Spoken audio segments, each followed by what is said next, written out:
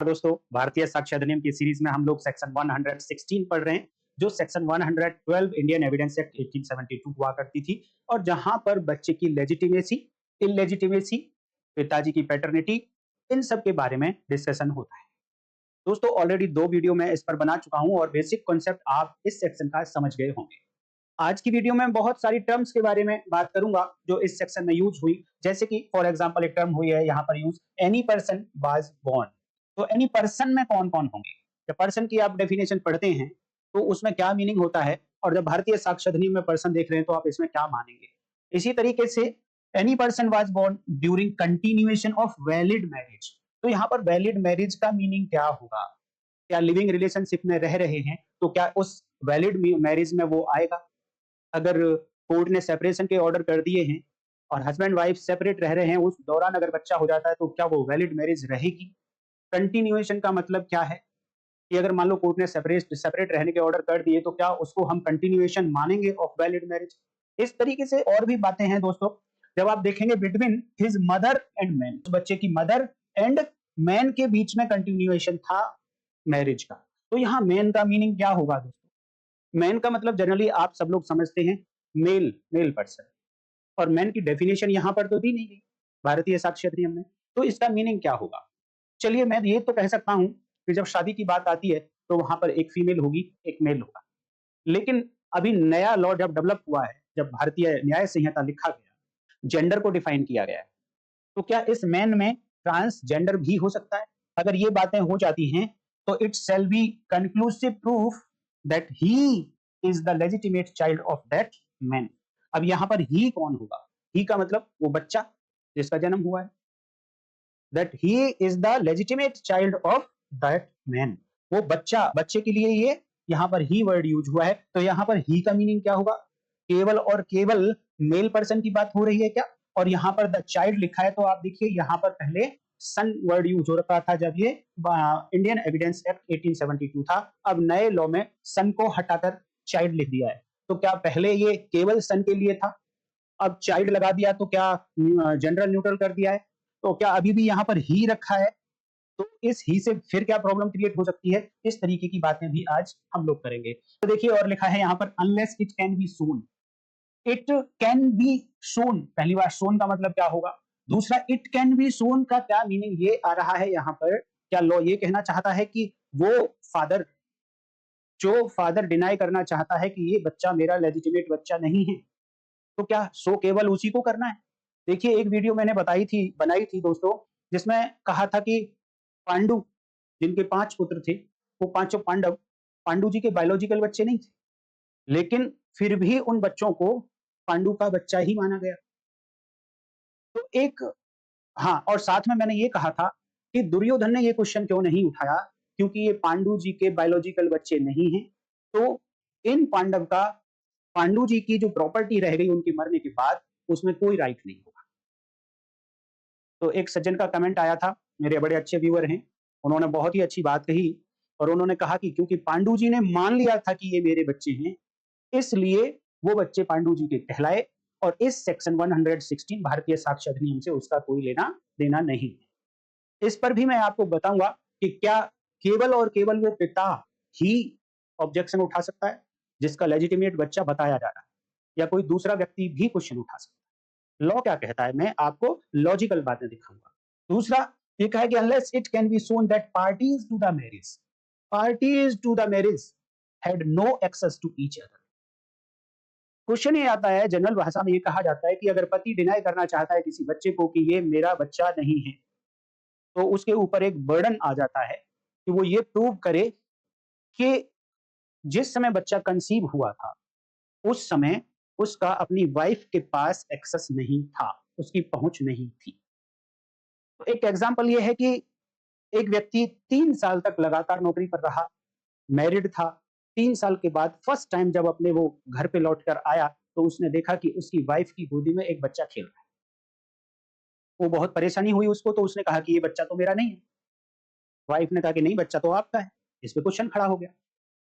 Finally जब ये matter court में गया, तो अब क्योंकि मैरिज चल रही थी उनकी, मैरिज डिसॉल्व नहीं हुई थी, ना डाइवोर्स हुआ था और ना ही हस्बैंड की डेथ हुई थी, और इस पीरियड में बच्चे का जन्म हुआ है, तो कानून तो यही कहता है कि बच्चा किसी हस्बैंड का था जो 3 साल से अभी तक नहीं आया था। बट हस्बैंड कहता है कि नहीं, मैं प्रूव कर दूंगा कि मेरा एक्सेस इसके पास नहीं था उस पीरियड में जिस पीरियड में ये बच्चा कंसीव हुआ होगा। और उस हस्बैंड ने अपने ड्यूटी के रिकॉर्ड दिखा दिए सारे और ये कहा कि देखिए मैं 3 साल से मैं घर पर ही नहीं आया। अब जैसे ही एक फैक्ट को कोई पार्टी प्रूव कर देती है तो अब ओनस दूसरी पार्टी के ऊपर शिफ्ट हो जाता है। अब ओनस मदर के ऊपर आया और ये कहा गया कि आप प्रूव करिए कि आपके हस्बैंड का एक्सेस था आपके पास। इन्होंने तो डिस्प्रूव कर दिया एक्सेस को, नॉन एक्सेस प्रूव कर दिया। तो वाइफ का ये कहना था कि ये बात बिल्कुल ठीक है कि ये 3 साल से मेरे पास नहीं आए हैं, लेकिन मैं गई थी इनके पास। उसने प्रूव कर दिया कि वाइफ हस्बैंड के पास गई थी। तो प्रूव क्या करना है कि एक दूसरे का एक्सेस नहीं था, नॉट कि केवल और केवल पति का एक्सेस नहीं था। ऐसा नहीं है, लोगों के माइंड में कुछ कंफ्यूजन होता है। यहाँ पे लिखा है एक्सेस के बारे में, the party is to the marriage, party to the marriage means husband and wife had no access to each other. एक दूसरे के पास दोनों में से किसी का भी एक्सेस नहीं था। तो केवल और केवल ऐसा नहीं है कि हस्बैंड को ही प्रूव करना पड़ेगा बच्चा तो कि ये बच्चा कि मेरा एक्सेस नहीं था, वो किसी एक का भी एक्सेस हो गया प्रूव मान लिया जाएगा। अब इन सारी बातों पे डिटेल से मैं आप लोगों को समझाऊंगा, विद एग्जांपल समझाऊंगा और केस लॉ इसके बारे में क्या कहता है वो भी समझाऊंगा।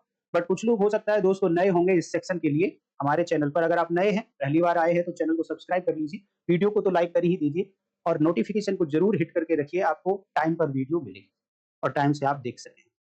उन सब नए लोगों के लिए मैं ब्रीफ में इस सेक्शन के इंग्रेडिएंट बता देता हूं कि इस सेक्शन के इंग्रेडिएंट्स क्या हैं, मूल तत्व क्या हैं, जिनके बारे में आप पढ़ेंगे और इन पीछे बातों जो मैंने बताई इन पर जब हम डिस्कशन करेंगे तो इनका रोल होगा वो आपको पता होनी चाहिए। तो पहली बात तो ये सेक्शन बात करती है प्रूफ ऑफ लेजिटिमेसी की, और बच्चे की धर्मजता या अधर्मजता डिपेंड करेगी अब यहाँ जो नीचे फैक्ट बताए जा रहे हैं उनके आधार पर। तो पहला फैक्ट है marriage between the mother and the man must be a marriage which is valid and subsisting. पहली कंडीशन कि दो लोगों के बीच में एक मैरिज होनी चाहिए, और मैरिज कैसी होनी चाहिए, तो दो कंडीशंस हैं और दोनों की दोनों फुलफिल होनी चाहिए। तो मैरिज जो होगी वो वैलिड होगी और साथ में सबसिस्टिंग का मतलब कंटिन्यूअस चल रही होगी, अभी तक वो डिसॉल्व नहीं हुई है, टूटी नहीं। तो शादी होनी चाहिए दो लोगों के बीच में, एक मदर होनी चाहिए और एक दूसरा मैन होना चाहिए। अब दूसरा ingredient, the child must have born to the couple, ऐसे कपल को ही बच्चे का जन्म होना चाहिए, बट कब? नंबर एक बात, during continuation of their marriage, जब दोनों की मैरिज अभी कंटिन्यू चल रही थी उस पीरियड में जन्म हुआ होना चाहिए, पहली बात। नंबर दो, या फिर अगर मान लो शादी डिसॉल्व हो गई है, मैरिज डिसॉल्व हो गई है, तो फिर बच्चे का जन्म कैसे हो? तो दूसरी कंडीशन है within 280 days of its dissolution by death of the man और by divorce plus and the mother remaining unmarried. अगर शादी डिसॉल्व हो गई है तो फिर शादी डिसॉल्व होने के 280 डेज 280 दिन के अंदर अंदर अगर किसी बच्चे का जन्म हुआ है, और एक साथ में कंडीशन कि इन 280 डेज के दौरान इस बच्चे की मदर अनमैरिड ही रही थी, उसने कोई दूसरी शादी नहीं करी थी, तो भी इस बच्चे को कहा जाएगा कि ये बच्चा ऐसे ही हस्बैंड का लेजिटिमेट चाइल्ड है। अब ये जो कंडीशन है कि द मदर रिमेनिंग अनमैरिड, जैसे ही मान लो कि इस लेडी ने दूसरी शादी कर ली, सक्सेसिव मैरिज कर ली, इसने दूसरी शादी कर ली, तो जिस दिन शादी कर ली उस दिन से 1 सेकंड, 1 मिनट, 1 घंटा, 1 दिन, 2 दिन, 10 दिन के बाद अगर कभी भी बच्चा हो गया, अब बच्चा दूसरे हस्बैंड का माना जाएगा, पहले हस्बैंड का नहीं माना जाएगा। इसके लिए पहले मैं एक एग्जांपल शॉर्ट वीडियो के फॉर्म में आपको दे चुका हूं, उसका जवाब काफी लोगों ने सही से दिया था। अब तीसरा इंग्रेडिएंट है कि अगर पहले दो इंग्रेडिएंट कंप्लीट हो जाते हैं, then the child shall be conclusively presumed legitimate child of that man. अगर पहले दो इंग्रेडिएंट पूरे हुए तो अब इस बच्चे को, ऐसे बच्चे को कोर्ट प्रिज्यूम करेगी कि ये बच्चा ऐसे व्यक्ति का ही लेजिटिमेट चाइल्ड है। और चौथा इंग्रेडिएंट कि हस्बैंड को एक छोटी सी विंडो दी गई है और ये कहा गया unless it can be shown that the spouses had no access to each other. Spouses दोनों में से कोई भी ये बता सकता है, एक्सेस का मतलब है कि दोनों के बीच में एक्सेस नहीं था। हस्बैंड ये प्रूव कर सकता है कि मेरी वाइफ के पास एक्सेस नहीं था, और अगर हस्बैंड ने प्रूव कर दिया उसके पास उसका एक्सेस नहीं था, तो अब ऑनस वाइफ के ऊपर है, तो वो प्रूव कर सकती है कि इसका तो एक्सेस नहीं था बट मेरा एक्सेस इसके पास था। इट मींस फाइनली इसी का एक्सेस मेरे पास हो गया। तो इस तरीके से ये कुछ इंग्रेडिएंट्स हैं, इनके जाने बिना आप जो इसके अंदर वर्ड्स यूज हुए उनका मीनिंग नहीं जान पाएंगे। अब मैं आप लोगों को दिखाना चाहूंगा कि यहाँ पर जो वर्ड्स यूज हो रहे हैं इस सेक्शन में, इनका मीनिंग क्या होगा। जैसे कि पर्सन वर्ड यूज हुआ, ही वर्ड यूज हुआ, चाइल्ड वर्ड यूज हुआ। तो इनका मीनिंग जानने से पहले आप लोगों को ये देखना पड़ेगा कि इन्हीं वर्ड्स का मीनिंग क्या भारतीय साक्ष्य अधिनियम में दिया गया है। अगर इन वर्ड्स का मीनिंग भारतीय साक्ष्य अधिनियम में दिया गया है तो फिर आपको वही मीनिंग रखना पड़ेगा। बट देखिए, पर्सन का मीनिंग भारतीय साक्ष्य अधिनियम में नहीं दिया गया। ही क्या होगा, ही का मीनिंग नहीं दिया गया। चाइल्ड क्या होगा, चाइल्ड का मीनिंग भी नहीं दिया गया। तो इन तीन वर्ड्स में से किसी का भी मीनिंग भारतीय साक्ष्य अधिनियम में नहीं दिया गया। तो अब इनका मीनिंग कैसे निकाला जाएगा। तो पहले मैं भारतीय साक्ष्य अधिनियम में आपको एक सेक्शन दिखाना चाहता हूं, सेक्शन नंबर 2 और उसकी सब सेक्शन 2। ये देखिए, ये है सेक्शन नंबर 2 और उसकी सब सेक्शन 2। यहां पर लिखा गया words and expressions used here in and not defined but defined in the information technology act, defined in the भारतीय नागरिक सुरक्षा संहिता, डिफाइंड इन भारतीय न्याय संहिता shall have the same meaning as assigned to them in the said act and संहितास। इस section में कहा गया है कि अगर कोई वर्ड है, अगर कोई एक्सप्रेशन है जो यहां यूज हुआ, यहां यूज होने का मतलब है कि बीएसए में यूज हुआ बट नॉट डिफाइंड, लेकिन यहां परिभाषित नहीं किया गया है, और साथ में बट डिफाइंड इन तीन एक्ट के नाम लिखे गए, इन तीन में से किसी भी एक्ट में डिफाइन कर दिया गया है, यहां डिफाइन ना होने के बावजूद भी। तो यहां हो क्या रहा है, एक तो किसी वर्ड का एक्सप्रेशन का यहां यूज हुआ, नंबर 2 इस भारतीय साक्ष्य अधिनियम में डिफाइन नहीं किया गया, लेकिन तीसरी बात किसी इन तीन एक्ट में से किसी एक्ट में डिफाइन कर दिया गया है। तो सबसेक्शन 2 कहती है शेल हैव, ये ऐसा एक्सप्रेशन, ऐसा word shall have the same meaning as assigned to them in the said act and Samhita. shall word से क्या लग रहा है आपको, यहां पर may भी किया जा सकता था, may have the same meaning। shall word से may ये लग रहा है आपको कि अब ये कहीं ना कहीं बाउंड किया जा रहा है कि ऐसे सभी वर्ड्स, ऐसे सभी एक्सप्रेशन जो भारतीय साक्ष्य अधिनियम में लिखे तो गए हैं लेकिन डिफाइन नहीं किए गए, बट साथ में भारतीय नागरिक सुरक्षा संहिता, भारतीय न्याय संहिता और इंफॉर्मेशन टेक्नोलॉजी एक्ट में अगर डिफाइन कर दिए गए हैं तो अब ऐसे वर्ड्स का मीनिंग वहीं से लेना पड़ेगा। शेल मींस वहीं से लेना पड़ेगा, और वही मीनिंग लेना पड़ेगा जो वहां पर डिफाइन किया गया। दो बातें, वहीं से लेना पड़ेगा और वही मीनिंग लेना पड़ेगा। तो अब यहाँ पर पर्सन वर्ड का मीनिंग हमें कहां से लेना पड़ेगा, क्योंकि बीएसए में डिफाइंड नहीं है तो बीएनएस से लेना पड़ेगा। ही का मीनिंग बीएनएस से लेना पड़ेगा, चाइल्ड का मीनिंग बीएनएस से लेना पड़ेगा। तो अब वहां से वो मीनिंग देखने के बाद आपको कमेंट करके बताना है कि इन वर्ड्स के मीनिंग कौन कौन सी सेक्शंस में डिफाइन किए गए हैं। कमेंट करके आप बताइए और मीनिंग भी आप वहां से निकाल लीजिए। लेकिन अब आपको प्रॉब्लम आ सकती है कि जब आप पर्सन पढ़ेंगे तो पर्सन में इंक्लूड है company, association of persons, bodies. तो क्या ये लोग भी इस पर्सन में इंक्लूड होंगे जो सेक्शन 112 में लिखा गया है। देखिए, सबसेक्शन 2 का अगर मीनिंग पढ़ेंगे तो मीनिंग वही लेना है आपको शेल के कारण जो वहां पर लिखा गया है। इट मींस पर्सन में कंपनी है। तो क्या सेक्शन 116 में कंपनी वर्ड पर्सन जो वर्ड यूज हो रहा है यहां पर आप कंपनी लेंगे? नहीं लेंगे। क्यों नहीं लेंगे, उसका एक रीजन दिखाता हूं। आप देखिए, सेक्शन 2 जब शुरू होती है तो आप देखिए सबसे पहले इसकी शुरुआत कहां से होती है। एक बात और ध्यान रखना आप लोग कि जब पुराना लॉ था 1872 का, तो वहां पर ऐसी कोई क्लॉज नहीं थी कि जो वर्ड्स यहां पर यूज हुए बट यहां डिफाइन नहीं किए गए तो उनका मीनिंग कहां से लेंगे, ऐसा पुराने लॉ में नहीं बताया गया था। अब इस लॉ में बताए जाने के कुछ फायदे भी हो सकते हैं, कुछ नुकसान भी हो सकते हैं। इंटरप्रिटेशन के लिए आपको जरूर समझ आना चाहिए। तो देखिए, क्योंकि पहले नहीं लिखा गया था कि आपको कहां से लेना है, तो फिर मजबूर नहीं था भारतीय साक्ष्य अधिनियम कि पर्सन का मीनिंग आपको इंडियन पीनल कोड से ही लेना है। नहीं, ऐसा नहीं था। ही का मीनिंग वहीं से लेना है, ऐसा नहीं था। मैन का मीनिंग वहां से लेना है, ऐसा नहीं था। लेकिन क्योंकि अब सेक्शन टू सबसेक्शन 2 में लिख दिया कि अब मीनिंग वहीं से लेना पड़ेगा और वही मीनिंग लेना पड़ेगा, तो प्रॉब्लम क्रिएट हो रही है। तो मैन में क्या केवल और केवल मैन होंगे? जहां मैंने पीछे भी एक सेक्शन में बात करी थी, सेक्शन 110 एंड सेक्शन 111 भारतीय साक्ष्य अधिनियम, जहां पर केवल मैन वर्ड यूज हुआ है। प्रिजम्पशन लाइफ एंड डेथ के बारे में केवल मैन की जाएगी, क्या उसमें वुमेन शामिल नहीं है?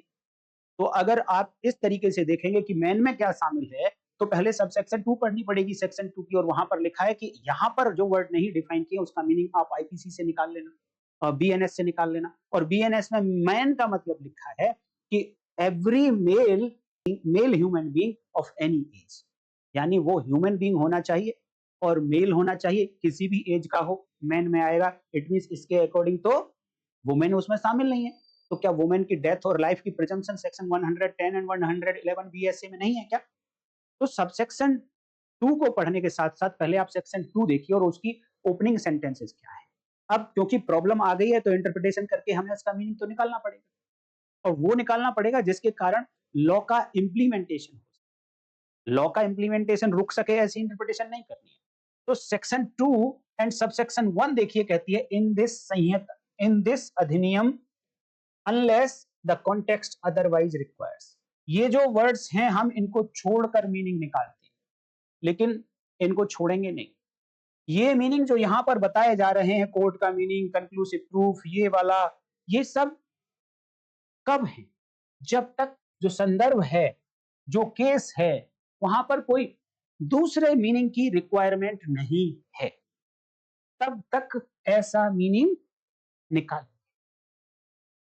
लेकिन आप ध्यान दो कि क्या ऐसे वर्ड्स कि in this Samhita unless the context otherwise requires, ये सबसेक्शन 2 पर भी एप्लीकेबल होंगे क्या? नहीं होंगे। अब फिर से प्रॉब्लम क्रिएट हो जाएगी। देखिए, संदर्भ तो ये कहता है कि नहीं, इस पर्सन में कंपनी नहीं हो सकती, इस मैन में फीमेल भी होगा, इस ही में सी भी होगा, इसमें ट्रांसजेंडर भी होगा। कॉन्टेक्स्ट तो ये कहता है, लेकिन जब हम डेफिनेशन वहां पढ़ते हैं भारतीय न्याय संहिता में, तो ऐसा मीनिंग नहीं निकल कर आता है। तो फिर हमें देखना था कि क्या ये words unless the context otherwise requires, इसकी हेल्प हम सबसेक्शन 2 में भी ले सकते हैं क्या? बिल्कुल नहीं ले सकते। क्यों? क्योंकि सबसेक्शन 1 में लिखे गए हैं ये वर्ड्स। अगर सेक्शन 2 के ओपनिंग सेंटेंस ये होते और फिर सब सेक्शन 1 और उसके नीचे ये लिखा होता, देन हम इन वर्ड्स को सब सेक्शन 2 के साथ पढ़ सकते थे। लेकिन ये वर्ड्स, ये फ्रेजेस केवल और केवल सबसेक्शन 1 में लिखी गई हैं, सबसेक्शन 2 में नहीं लिखी गई। तो फिर ये कॉन्टेक्स्ट वाली कहानी सबसेक्शन 2 के साथ एप्लीकेबल नहीं होगी। उन्होंने सिंपल कह दिया कि जो मीनिंग वहां पर लिखा है, कॉन्टेक्स्ट यहां से नहीं देखना आपको, जो मीनिंग वहां पर लिखा है वहां देख लेना, वहां क्या लिखा है उसके अकॉर्डिंग मीनिंग निकालना है। तो एक नया तरीका आप ये कह सकते हैं कि वहां देख लीजिए, जब पर्सन, मैन, ही, जेंडर वगैरह वगैरह को जब डिफाइन किया, तो क्या वहां पर लिखा है unless the context otherwise requires? अगर वहां पर लिखा है तो फिर वहां पर भी जब मैन का मीनिंग लिखा, ही का मीनिंग लिखा, पर्सन का मीनिंग लिखा, तो कॉन्टेक्स्ट के आधार पर चेंज किया जा सकता है। कोर्ट्स को लॉ की ये वाली जो फ्रेज है, ये परमिट करती है कि आप मीनिंग को कॉन्टेक्स्ट के आधार पर चेंज कर सकते हैं। तो देखिए, बच्चे की लेजिटिमेसी की बात हो रही है। अब जन्म किसका हुआ है? सेक्शन 116 आप बेयर एक्ट में पढ़ लीजिए। जन्म हुआ है एनी पर्सन वाज बोर्न, तो यहाँ किसी व्यक्ति का जन्म हुआ है। अब व्यक्ति में अगर आप कंपनी भी मानेंगे तो कंपनी का जन्म हुआ है क्या सेक्शन 116 में? बट इसी सेक्शन में जब आगे देखेंगे तो वहां वर्ड यूज हुए हैं कि ऐसा पर्सन जिसका जन्म हुआ है, ही इज लेजिटिमेट चाइल्ड। ही किसके लिए यूज हुआ? पर्सन के लिए जिसका जन्म हुआ। और चाइल्ड किसके लिए वर्ड यूज हुआ? पर्सन के लिए वर्ड यूज हुआ। इसका मतलब इस ही और चाइल्ड के आधार पर आप पर्सन को देखेंगे तो ऐसा लगता है कि यहाँ पर कंपनी नहीं हो सकती। अब क्वेश्चन आता है कि क्या इस ही में सी शामिल है? तो आप जेंडर की डेफिनेशन देखिए भारतीय न्याय संहिता में, सेक्शन 2 सबसेक्शन 1 और उसकी क्लॉज 10 देखिए भारतीय न्याय संहिता में। वहां पर जेंडर की डेफिनेशन दी गई है और उन्होंने कहा है कि जहां जहां ही वर्ड यूज होगा या उसके डेरिवेटिव्स यूज होंगे, उसमें मैन भी होगा, उसमें वुमेन भी होगा, उसमें ट्रांसजेंडर भी होगा। इट मींस ही में तीनों के तीनों इन्वॉल्व है, ही में सी भी हो गया और ट्रांसजेंडर भी होगा। अब क्वेश्चन आता है कि चाइल्ड में क्या कंपनी शामिल है? दोस्तों, जब चाइल्ड की डेफिनेशन आप देखेंगे तो वहां पर लिखा है चाइल्ड की डेफिनेशन देते हुए सेक्शन 2 सबसेक्शन 1 और क्लॉज 3, एनी पर्सन, चाइल्ड की डेफिनेशन देते हुए पर्सन का यूज हुआ है, any person under the age of 18 years, ये चाइल्ड कहलाएगा। और इस पर्सन में तो कंपनी भी शामिल है, तो इस चाइल्ड में भी कंपनी शामिल हो गई। इस पर मैंने डिटेल वीडियो बनाई है दोस्तों, आपको जरूर देखना चाहिए। चाइल्ड, डेफिनेशन ऑफ चाइल्ड और साथ में लीगल नेम लिख देंगे, आपको वीडियो निकल कर आएगी। देखिए, जब जब नया लॉ आएगा तो इसमें कुछ इंटरप्रिटेशनल प्रॉब्लम्स भी आएंगी, उनको सॉल्व भी करना पड़ेगा। यही लूप होल कहलाएंगे, इन्हीं के आधार पर आप अपने मैटर को जीतेंगे या हारेंगे।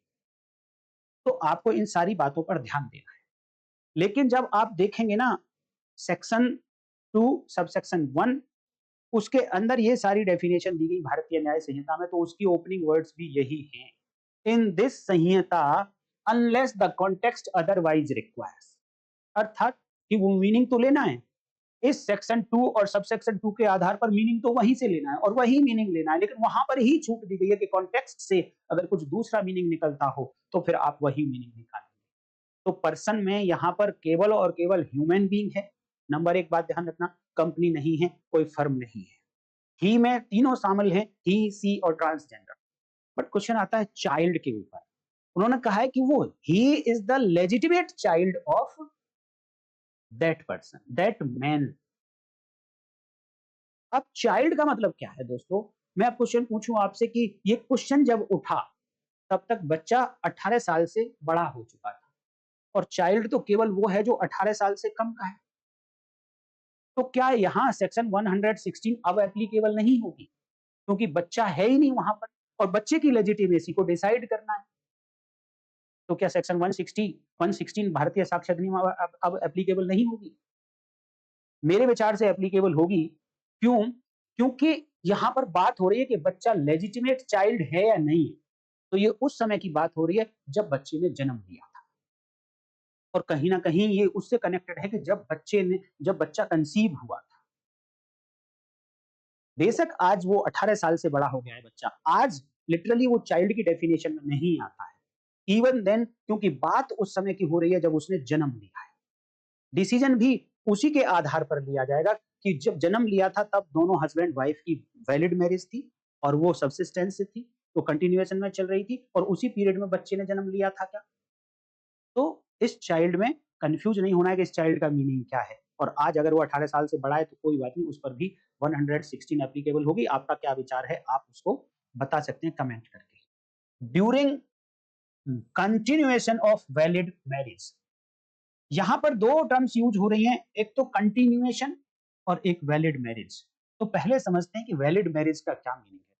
जनरली आप लोगों के माइंड में कॉमन सी बातें तो सभी के माइंड में आ जाती हैं, बट दोस्तों हमारे चैनल का नाम है लीगल लैंप और उसकी टैगलाइन है illuminates the invisibles. Illuminates the invisibles का मतलब है कि जो बातें आप लोगों के सामने तो होती हैं लेकिन दिखाई नहीं देती, बट हमारी लीगल लैंप उस पर लाइट डालती है, इसलिए फिर वो आपको दिखाई देने लगती हैं। तो मैं बात करता हूं कि वैलिड मैरिज का मीनिंग क्या होगा। वैलिड मैरिज का मीनिंग तो दोस्तों ये है कि लीगली अगर कोई मैरिज की गई है और लॉ उसको परमिट करता है कि हाँ ऐसी मैरिज हो सकती है, देन वो मैरिज वैलिड मैरिज कहलाएगी। नंबर एक बात, आज की डेट में मैरिज के लिए अभी तक एक मेल होना चाहिए, एक फीमेल। एक मेल और फीमेल के बीच में अगर कोई शादी हुई है तो वो हो सकता है कि वैलिड हो। नंबर दूसरी बात कि दोनों की मैरिज कंसेंट के साथ हुई होनी चाहिए, जबरदस्ती ना हुई हो। तीसरी बात कि जो रस्म होती हैं उन सारी रस्म्स को फॉलो किया गया। और अगली बात कि जो वैलिड एज है उस एज के अंदर ही शादी हुई हो। चाइल्ड मैरिज प्रोहिबिशन एक्ट 2006 का है आई थिंक, उसमें कहा गया कि अगर लड़की की उम्र 18 साल से कम है और लड़के की उम्र 21 साल से कम है, तो दोनों के बीच में अगर मैरिज हुई, दोनों में से अगर कोई भी इस कैटेगरी में फॉल नहीं करता है, या लड़की 18 साल से कम की है, बेशक लड़का 21 साल से बड़ा है, या फिर लड़का 21 साल से कम उम्र का है, लड़की चाहे 18 साल से बड़ी है, तो कहा जाएगा कि ये जो मैरिज है ये मैरिज वॉइडेबल है। वॉइडेबल का मतलब कि आप इसको कोर्ट में जाकर वॉइड करा सकते हैं, नल एंड वॉइड करा सकते हैं। इट मींस मेरे अकॉर्डिंग लीगली ये जो मैरिज हुई जिसमें लड़की 18 साल से कम उम्र की थी, ये वैलिड मैरिज की कैटेगरी में नहीं आई, पहली बात। दूसरी बात कि हिंदू मैरिज, अगर हिंदू धर्म के लोग हैं, उनकी ऑलरेडी एक शादी हो रखी है हस्बैंड की, अब उस हस्बैंड ने दूसरी मैरिज भी कर ली, जबकि पहली मैरिज अभी डिसॉल्व नहीं हुई है। तो क्या ये दूसरी मैरिज इस हस्बैंड की ये वैलिड मैरिज कहलाएगी? और इस दूसरी पत्नी से अगर कोई बच्चा हो जाता है, तो क्या वो बच्चा लेजिटिमेट बच्चा कहलाएगा? क्या हस्बैंड को राइट होगा कि वो ये कह सके कि क्योंकि ये मैरिज वैलिड मैरिज नहीं है, और सेक्शन 116 कहती है कि वैलिड मैरिज के कंटिन्यूएशन के दौरान अगर बच्चे का जन्म हुआ है तो ही वो बच्चा लेजिटिमेट होगा और मेरा कहलाएगा। और क्योंकि ये सेकंड शादी है तो ये शादी ही नहीं है, इस दौरान अगर बच्चा हुआ तो ये लेजिटिमेट बच्चा मेरा नहीं कहलाएगा, ऐसा वो क्वेश्चन उठा सकता है क्या? आप कमेंट करके बताइए, क्वेश्चन को इसको ध्यान में रखते हुए कि वैलिड मैरिज है या नहीं। दूसरी बात, आजकल लिविंग रिलेशनशिप का कॉन्सेप्ट है। अगर दो व्यक्तियों ने, एक एक फीमेल और एक मेल ने शादी नहीं की, ऑफिशियली शादी नहीं की है, सबको पता है, बट लिविंग रिलेशनशिप में रह रहे, उस लिविंग रिलेशनशिप के दौरान अगर बच्चा पैदा हो गया, तो क्या वो बच्चा लेजिटिमेट कहलाएगा? और क्या हस्बैंड के पास राइट होगा कि वो उसकी मेंटेनेंस ना करे? क्या वाइफ ऐसे बच्चे की, सॉरी नॉट वाइफ, कि वो फीमेल जो लिविंग रिलेशनशिप में रह रही थी, वो उस अपने बच्चे के लिए ऐसे व्यक्ति से जिसके साथ में लिविंग रिलेशनशिप में रह रही थी, उससे मेंटेनेंस क्लेम कर सकती है? क्या वो वैलिड मैरिज कहलाएगी? क्या सेक्शन 116 उस पर एप्लीकेबल होगी? अगली बात, ये लिविंग रिलेशनशिप ही माने या कुछ और कहें, तो माननीय सुप्रीम कोर्ट ने एक जजमेंट है Badri Prasad versus deputy director of consolidation 1978 का केस। यहाँ पर माननीय सुप्रीम कोर्ट ने ये कहा कि अगर कोई व्यक्ति लॉन्ग पीरियड तक एक साथ रहते हैं एज ए पति पत्नी, लॉन्ग कोहिबिटेशन, तो उनको कानून मानेगा कि इन दोनों के बीच में वैलिड मैरिज थी, ये वाली वैलिड मैरिज मान लेगा। और इस दौरान अगर किसी बच्चे का जन्म हुआ तो माना जाएगा कि ये बच्चा लेजिटिमेट चाइल्ड है इसी व्यक्ति का जिसके साथ लंबे समय से इस बच्चे की मदर रह रही थी एज ए वाइफ। तो अब बात आती है कंटिन्यूएशन क्या होगा। हाँ, एक क्वेश्चन और देता हूं दोस्तों।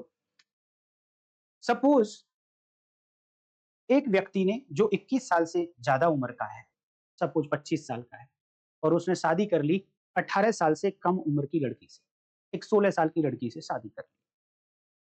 अब क्या ये मैरिज इस सेक्शन में कवर होती है, वैलिड मैरिज है? क्योंकि लीगली ये वैलिड नहीं है, ये वॉइडेबल मैरिज है। तो अब मान लो कि जब 1 साल बाद, इस शादी के 1 साल बाद, जब लड़की 17 साल की थी, पत्नी 17 साल की थी, उसको एक बच्चा पैदा हो जाता है। अब क्वेश्चन ये है कि वो बच्चा legitimate child of that husband कहलाएगा? अगर कल को हस्बैंड कहे कि नहीं, मैं इस बच्चे को मेंटेन नहीं करना चाहता हूं क्योंकि ये बच्चा मेरा नहीं है, मैं इसका पिता, बायोलॉजिकल पिताजी नहीं, तो जनरली तो वो मना नहीं कर सकता, लेकिन जब ये मैटर कोर्ट में जाएगा तो सेक्शन 116 का हवाला होगा और उसका वाइफ जो उसका फायदा लेना चाहेगी।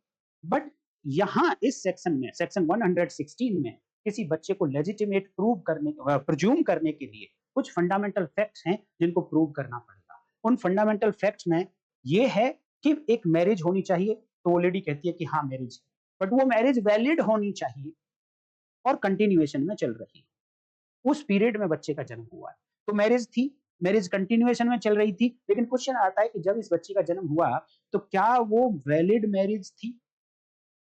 अब लीगली तो ये मैरिज वैलिड नहीं है, तो यहां जो बच्चा हुआ, क्या हस्बैंड इस बात का फायदा उठा लेगा कि मैं तो इसको मेंटेन नहीं करना चाहता हूं क्योंकि ये मैरिज वैलिड नहीं है? तो यहाँ कहीं ना कहीं एक एस्ट्रोपल काम करेगा दोस्तों।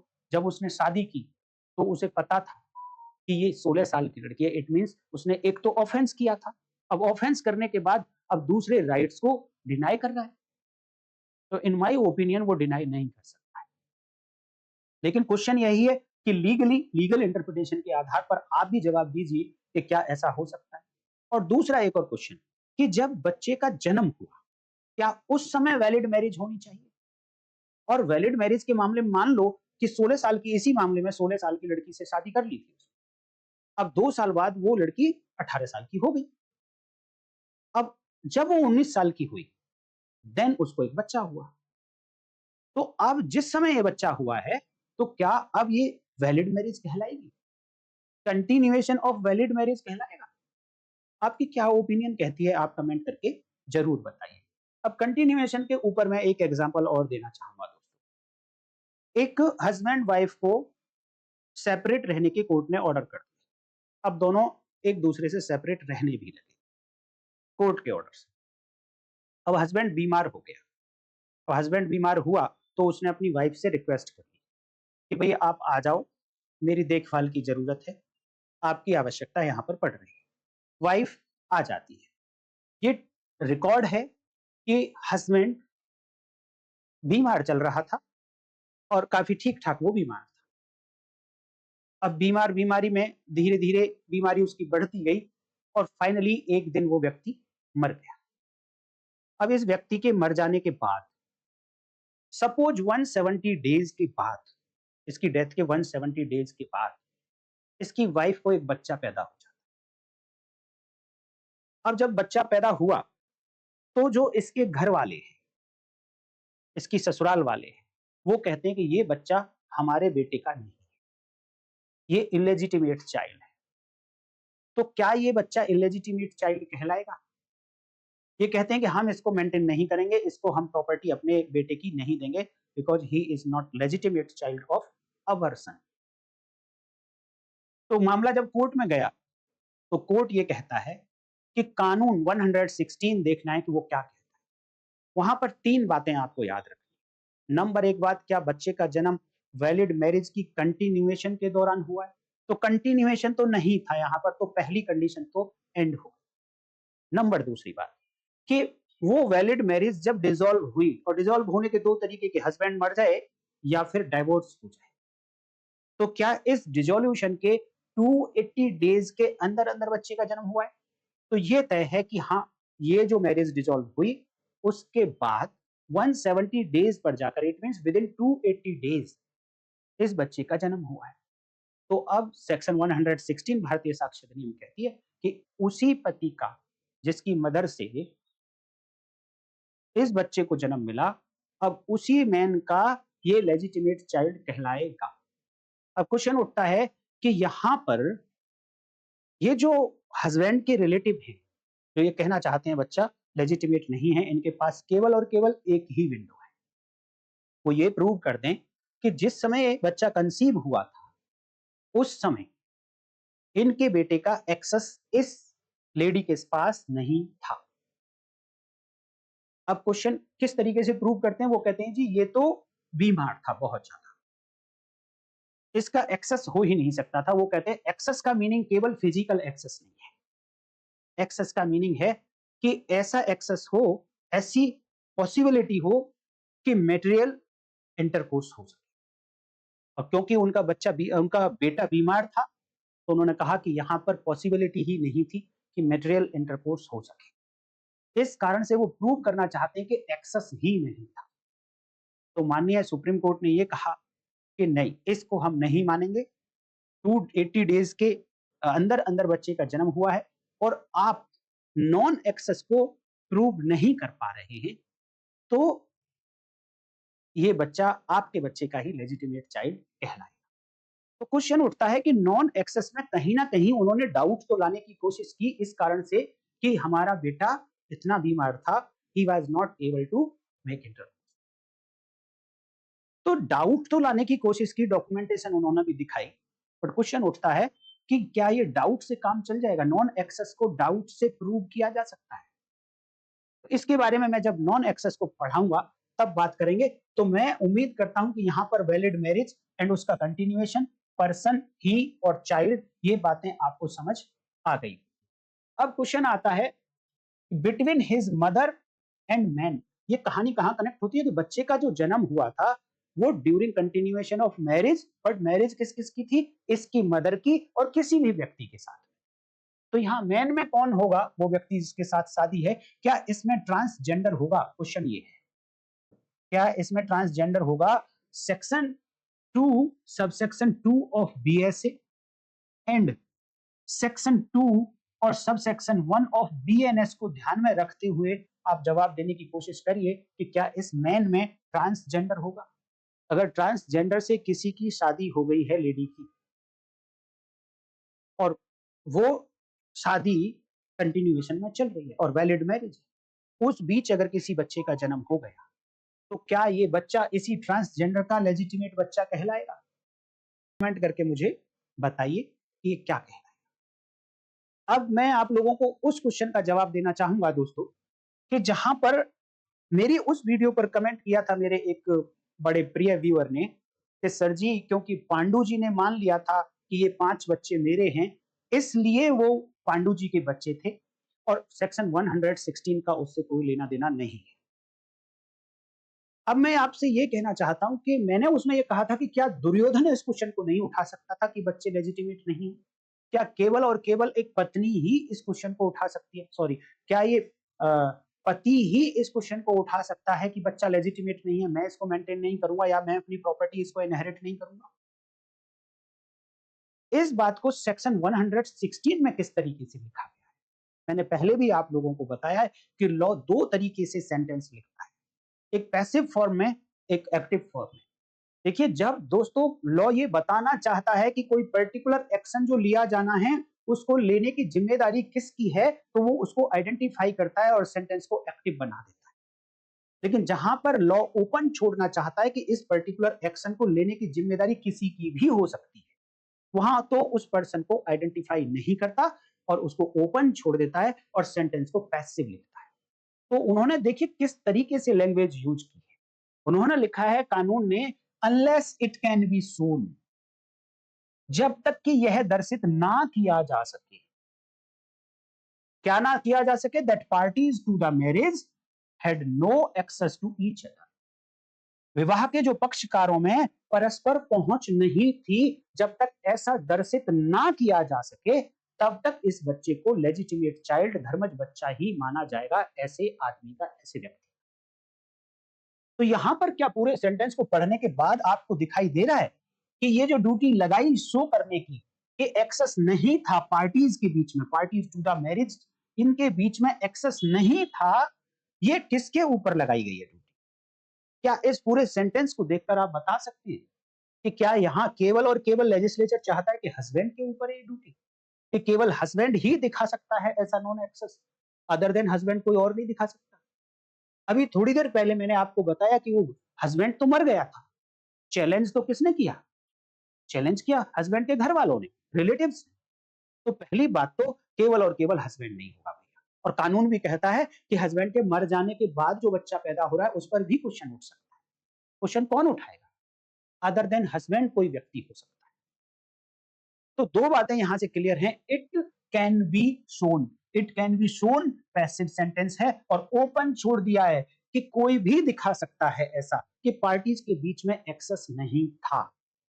इस बात को प्रूव करने के लिए कि बच्चा लेजिटिमेट नहीं है, बच्चा उस मैन का इलिजिटिमेट बच्चा है, उस मैन का लेजिटिमेट बच्चा ये नहीं है, ये इलेजिटिमेट। तो यहां क्या केवल और केवल पांडु जी कहते कि ये बच्चे इलेजिटिमेट हैं तो केवल उन्हीं को ये क्वेश्चन उठाने का राइट था? क्या वही प्रूव करते कि इन दोनों के बीच में मेरे और मेरी वाइफ के बीच में एक्सेस नहीं था?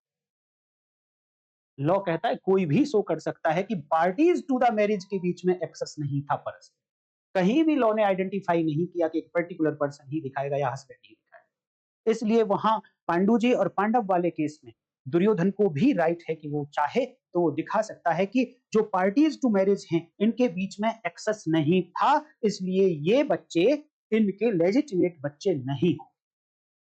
अब डिपेंड करेगा कि किसका इंटरेस्ट है ऐसा शो करने में। अगर इंटरेस्ट हस्बैंड का है तो हस्बैंड शो करेगा, इंटरेस्ट अगर हस्बैंड के रिलेटिव्स का है आफ्टर हिज डेथ तो उसके रिलेटिव शो करेंगे। अगर हस्बैंड किसी सॉरी इंटरेस्ट किसी थर्ड पर्सन का है उसको लेजिटिमेट शो करने में, देन थर्ड पर्सन करेगा। इसीलिए कानून ने 116 में इसको ओपन रखा है कि नॉन एक्सेस को कौन प्रूव करेगा? It can be shown by anyone. जिसका इंटरेस्ट हो, जिसका लोकस हो, वो आए और शो कर दे कि parties to the marriage husband और वाइफ के बीच में एक्सेस नहीं था। इसलिए ये जो बच्चा है ये इलेजिटिमेट चाइल्ड है। मैं उम्मीद करता हूं कि मेरे उन सज्जन को जवाब मिला होगा। फिर भी अगर मेरे जवाब से आप संतुष्ट नहीं है तो फिर भी आप कमेंट कर सकते हैं, मैं फिर कोशिश करूंगा आपको समझाने की।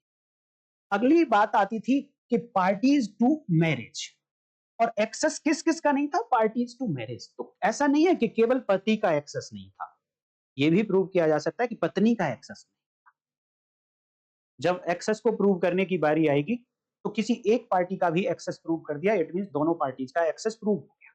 लेकिन जब नॉन एक्सेस को प्रूव करने की बात आएगी तो दोनों का नॉन एक्सेस प्रूव करना पड़ेगा।